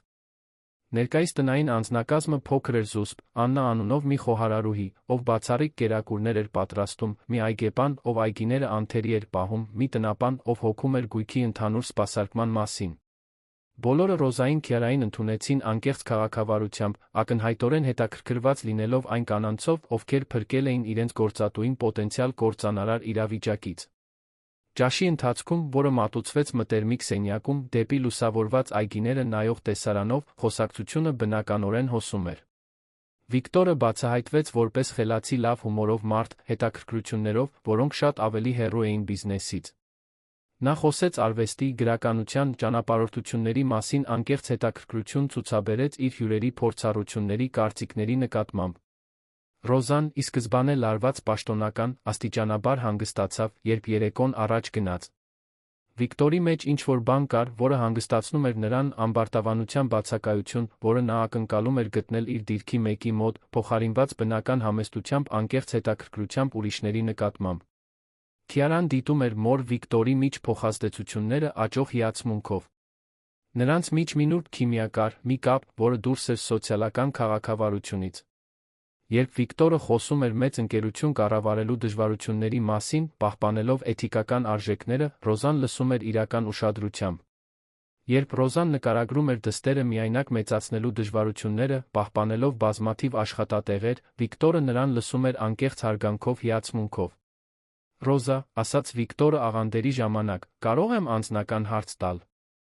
Նա գլխով արեց, հետաքրքրված, թե ինչ էր նա ուզում իմանալ։ «Ինչպես կարողացաք այդքան ուշ արժանապատվություն պահպանել այդքան դժվարությունների առջ։ Քիարային միայնակ մեծացնել, բազմաթիվ աշխատատեղերում աշխատել, երբեք չկորցնել հավատը ճիշտ բանն անելու նկատմամբ, դա ոգեշնչող է»։ Ռոզան մի պահ լուռ մնաց, մտածելով իր պատասխանի մասին։ «Կարծում եմ, որ երբ դուք ունեք մեկին, ով ձեզանից է կախված, դուք ուժեր եք գտնում, որոնք չգիտեիք, որ ունեք։ Քիարան միշտ եղել է իմ մոտիվացիան, լինելու ավելի լավ մարդ, երբեք չհանձնվելու»։ Վիկտորը նրան նայեց այնպիսի ինտենսիվությամբ, որը ստիպեց Ռոզային թեթակի կարմրել։ «Նա ակնհայտորեն ժառանգել է ձեր լավագույն հատկությունները»։ Ճաշից հետո Վիկտորն առաջարկեց զբոսանք այգիներում։ Գիշերն այժմ պարզ էր, աստղերով տեսանելի ծառերի վերում, որոնք պաշտպանում էին գույքը քաղաքի փայլից։ Զուսպ լուսավորված արահետները ոլորվում էին հազվագյուտ ծաղիկների մահճակալների փոքր արհեստական լճակների միջով, որտեղ ոսկե ձկները ծույլորեն լողում էին։ «Վիկտոր», ասաց Ռոզան, մինչ նրանք քայլում էին, «ես պետք է հարցնեմ. ինչու եք իսկապես անում այս ամենը։ Գիտեմ, որ ասում եք, որ երախտագիտություն է, բայց զգում եմ, որ ավելին կա»։ Նա կանգնեց մի շատրվանի մոտ, որտեղ ջուրը պարում էր բարդ նախշերով, ստեղծելով մեղմ երաժշտություն լուռ գիշերում։ «Դուք ճիշտ եք, ավելին կա։ Տարիներ շարունակ ապրում եմ մի աշխարհում, որտեղ երբեք չգիտեմ, թե արդյոք մարդիկ ինձ մոտենում են այն բանի համար, թե ով եմ ես, թե ինչ ունեմ։ Երբ Քիարան որոշեց ինձ զգուշացնել Ֆիոնայի մասին, նա ոչինչ չուներ շահելու, ամեն ինչ կորցնելու։ Դա ինձ հուզեց այնպես, ինչպես չէի սպասում»։ Նա շրջվեց, ուղիղ նայելու նրան։ «Եվ այսօր ձեզ ճանաչելուց հետո հասկանում եմ, թե որտեղից է նա սովորել այդ արժեքները։ Ձեր երկուսի մեջ էլ կա մի անկեղծություն, որը հաճախ չեմ գտնում իմ աշխարհում»։ Ռոզան զգաց, որ իր սիրտը արագանում է։ Տարիներ շարունակ նա իրեն թույլ չէր տվել դիտարկել ռոմանտիկ հարաբերությունների հնարավորությունը։ Քիարային մեծացնելը սպառել էր նրա ողջ էներգիան, աղջկա հոր դավաճանությունը թողել էր սպիներ, որոնք նա կարծում էր, որ մշտական էին։ «Վիկտոր», զգուշորեն ասաց նա, «մեր աշխարհները շատ տարբեր են»։ Միգուցե մեղմորեն ընդհատեց նա, բայց հիմնարար արժեքները գերազանցում են սոցիալական կամ տնտեսական տարբերությունները։ Եվ անկեղծ ասած, Ռոզա, երկար ժամանակ է, ինչ ես այդքան հարմարավետ չեմ զգացել որևէ մեկի հետ, ինչպես ձեզ հետ եմ զգում։ Մինչդեռ Քիարան գտել էր ընթերցասենյակ տան գրադարանում հարմարավետ տարածք կաշվե բազկաթոռներով հատակից մինչ առաստաղ դարակներով, որոնք լիքն էին բոլոր հնարավոր թեմաների վերաբերյալ գրքերով։ Աննան, խոհարարուհին, տաք շոկոլադ էր բերել, մնացել էր զրուցելու։ «Ձեր մայրը հատուկ կին է», մեկնաբանեց Աննան, գրադարանի պատուհաններից դիտելով Ռոզային Վիկտորին։ «Երկար ժամանակ է, ինչ ես պարոն Վիկտորին այդքան հանգիստ չեմ տեսել որևէ մեկի հետ»։ Քիարան ժպտաց, հասկանալով, որ իր ընտանիքում զգալի փոփոխություններ էին տեղի ունենում։ Նա նույնպես լավ մարդ է թվում։ Տարբեր է նրանից, ինչ պատկերացնում էի, որ այդքան հարուստ մեկը կլիներ։ «Հարստությունը չի սահմանում բնավորությունը», իմաստունորեն ասաց Աննան։ Պարոն Վիկտորը միշտ բարի է եղել բոլորիս հետ, բայց այն կնոջ Ֆիոնայի հետ տեղի ունեցածից հետո նա ավելի զուսպ դարձավ, ավելի զգույշ մարդկանց հետ։ Դուք երկուսդ նրա մեջ ինչ-որ բան վերադարձրիք, որը ես ամիսներ շարունակ չէի տեսել։ 3 ամիս անց Քիարայի Ռոզայի կյանքը լիովին փոխվել էր։ Ռոզան ընդունել էր տնային գործառնությունների կառավարչի պաշտոնը, բայց նրա հարաբերությունները Վիկտորի հետ բնականաբար աստիճանաբար խորացել էին։ Նրանք կիսում էին մտերմիկ ճաշեր, երկար խոսակցություններ գրքերի արվեստի մասին, զբոսանքներ այգիներում, որոնք դարձել էին անկեղծ կապի թանկարժեք պահեր։ Դա հեքիաթային սեր չէր, հիմնված ակնթարթային կրքի վրա, այլ իրական գործընկերություն երկու չափահասների միջ, ովքեր միմյանց մեջ գտել էին այն հատկությունները, որոնք հարգում գնահատում էին։ Վիկտորը հիանում էր Ռոզայի ուժով ազնվությամբ, մինչդեռ նա գնահատում էր նրա խելքը, բարությունը, հավատարմությունը, իր ընկերությունների միջոցով աշխարհում դրական փոփոխություններ կատարելու նկատմամբ։ Քիարան իր հերթին ընդունվել էր Երանի հեղինակավոր համալսարան, որտեղ նա պետք է սովորեր կառավարում, կենտրոնանալով կորպորատիվ սոցիալական պատասխանատվության վրա։ Խարդախության սխեման բացահայտելու փորձը նրա մեջ հետաքրքրություն էր առաջացրել հասկանալու, թե ինչպես կարող են ընկերությունները էթիկական կերպով գործել, դրական փոփոխություններ կատարել հասարակության մեջ։ Համալսարանական արձակուրդների ընթացքում նա աշխատում էր Վիկտորի ընկերությունում որպես պրակտիկանտ, սովորելով տարբեր բաժինների մասին, զարգացնելով բիզնես աշխարհի գործնական հասկացողություն։ Նրա յուրահատուկ հեռանկարները, իր կյանքի փորձից բխող, հաճախ զարմացնում էին փորձառու ղեկավարներին, այնպիսի պատկերացումներով, որոնք նրանք չէին դիտարկել։ Պատմությունը, թե ինչպես մի երիտասարդ մատուցողուհի բացահայտել էր բազմամիլիոնանոց սխեմա, լեգենդ էր դարձել քաղաքում։ Թերթերն ու ամսագրերը պատմել էին պատմության տարբերակներ, Քիարային դարձնելով խորհրդանիշ այն բանի, թե ինչպես կարող են ազնվությունն ու քաջությունը հաղթել կոռուպցիային ագահությանը։ Պիետրո Կարմինը վերջապես բռնվել էր, փորձելով նմանատիպ խարդախություն իրականացնել մեկ այլ գործարարի մոտ հարակից Էջմիածին քաղաքում։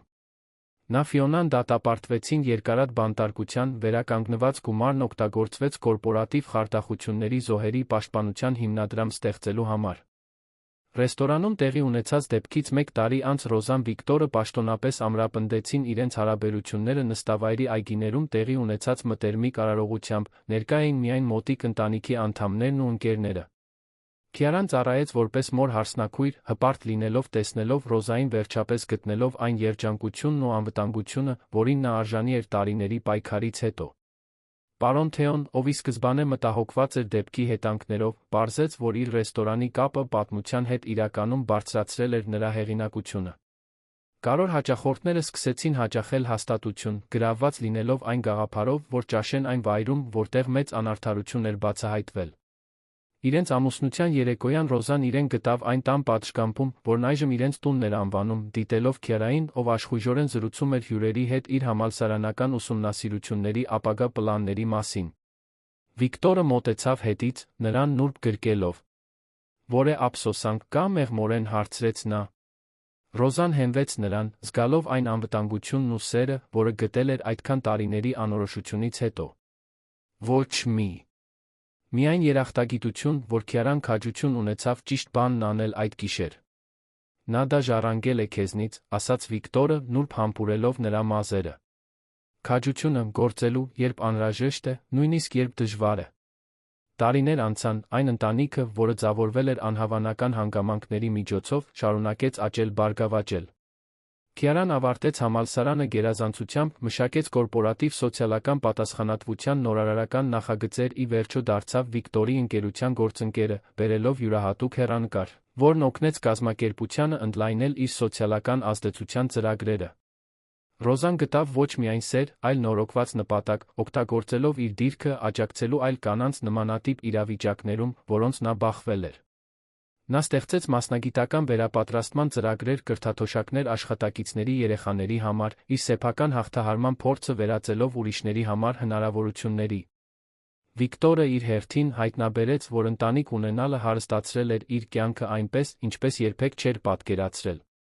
Ռոզայի Քիարայի ներկայությունը ջերմություն, անկեղծություն բերեց նրա գոյությանը, մշտապես հիշեցնելով նրան, որ իրական հաջողությունը չի չափվում միայն շահույթներով, այլ անկեղծ հարաբերություններով, ուրիշների կյանքում կատարված դրական փոփոխություններով։ Պատմությունը, որը սկսվել էր մի երիտասարդ մատուցողուհուց, ով անձեռոցիկ էր հանձնում անձրոտ գիշերով, վերածվել էր վերափոխման, սիրո ապացույցի պատմության, որ ճիշտ բանն անելը, նույնիսկ երբ դժվար է, կարող է հանգեցնել հրաշալի անսպասելի հետանքների։ Եվ լուր գիշերներին, երբ ընտանիքը հավաքվում էր գույքի այգիներում, Ռոզան երբեմն մտածում էր, թե ինչպես իր դստեր մեկ որոշումը փոխել էր իրենց ողջ կյանքը դեպի լավը։ Քիարան սովորեցրել էր նրանց բոլորին, որ քաջությունը վախի բացակայությունը չէ, այլ վախի չնայած ճիշտ գործելու ընտրությունը։ Պատմության ավարտը։ Սիրելի ունկնդիրներ, հուսով ենք, որ Քիարայի Ռոզայի պատմությունը ձեզ այնքան է հուզել, որքան մեզ այն պատմելիս։ Այս արտասովոր ճանապարհորդությունը մեզ ցույց է տալիս, որ ճիշտը անելու քաջությունը կարող է վերափոխել ոչ միայն մեր սեփական կյանքը, այլ մեր շրջապատի մարդկանց կյանքը այնպես, ինչպես երբեք չենք պատկերացրել։ Եթե ձեզ հուզել է ազնվության, սիրո երկրորդ հնարավորությունների այս պատմությունը, մի մոռացեք բաժանորդագրվել մեր ալիքին մարդկային կյանքի բարդությունն ու գեղեցկությունը փառաբանող ավելի շատ պատմությունների համար։ Դրեք լայք, եթե Քիարայի պատմությունը ոգեշնչել է ձեզ, մեկնաբանություններում կիսվեք ձեր սեփական մտքերով այն պահերի մասին, երբ ազնվությունը փոխել է ձեր կյանքի ընթացքը։ Ամեն օր մենք ներկայացնում ենք նոր պատմություններ, որոնք ուսումնասիրում են բարոյական երկընտրանքները, խորը հարաբերությունները, զարմանալի վերափոխումները, որոնք մարդկային փորձի մաս են կազմում։ Ձեր մասնակցությունը մեր համայնքին յուրաքանչյուր պատմություն դարձնում է էլ ավելի հատուկ, ուստի մի հապաղեք կիսվել ձեր սեփական փորձառություններով մտքերով։ Կհանդիպենք մեկնաբանություններում, մինչ մեր հաջորդ հուզիչ պատմությունը։